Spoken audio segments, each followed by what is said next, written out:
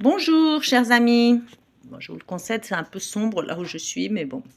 J'espère que vous allez bien. Aujourd'hui, le message que le Seigneur m'a donné ce matin par son Saint-Esprit, le titre est Règles sur le divorce et bon sens. Donc je vais vous lire un passage en Marc 10, que vous connaissez certainement. Marc 10 au verset 9. Que l'homme ne dissocie donc pas une unité que Dieu lui-même a créée. Une fois rentré à la maison, les disciples lui posèrent de nouveau des questions à ce sujet. Il leur dit, « Celui qui divorce avec sa femme et en épouse une autre commet un adultère vis-à-vis de la première. Et si une femme divorce d'avec son mari, si une femme divorce avec son mari et épouse un autre homme, elle aussi commet un adultère. » Voilà ce qui est écrit dans la Bible.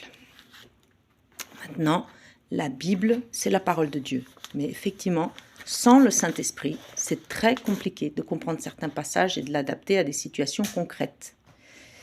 Donc voilà ce que le Seigneur m'a dit ce matin concernant ce passage. Parole du Saint-Esprit. Le Seigneur notre Dieu n'attend pas de son peuple d'être celui qu'on traite comme des moins que rien et qui ne bronche jamais. Ne pas rendre le mal pour le mal, ni la violence par la violence, c'est ce que Dieu nous demande. Mais lorsqu'en face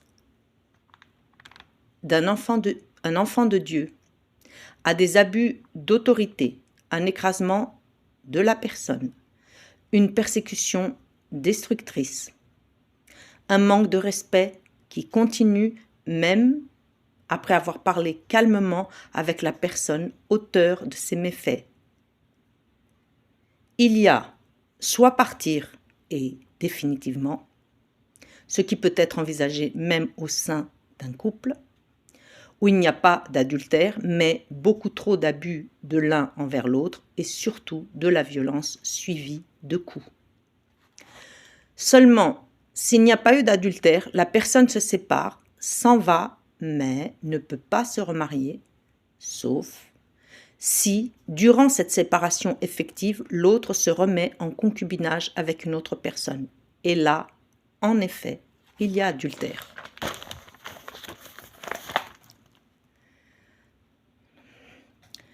Donc, divorce.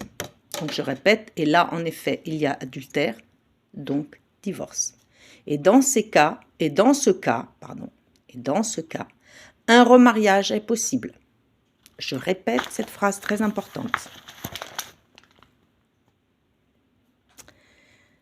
Seulement, s'il n'y a pas eu d'adultère, la personne se sépare, s'en va, mais ne peut pas se remarier, sauf si, durant cette séparation effective, l'autre se remet en concubinage avec une autre personne, et là, en effet, il y a adultère, donc divorce.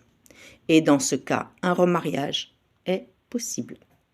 Ceci sont des paroles et des conseils du Seigneur qui ne veut pas voir les gens en venir à bout de tout dans un mariage qui, plus est, devant leurs enfants. Voilà. Il y a des abus de toutes sortes et de tous les côtés et par tout le monde. Les dirigeants de ce peuple dépravé, qui est le mien, ne savent même plus quoi dire face à ce déluge d'horreur.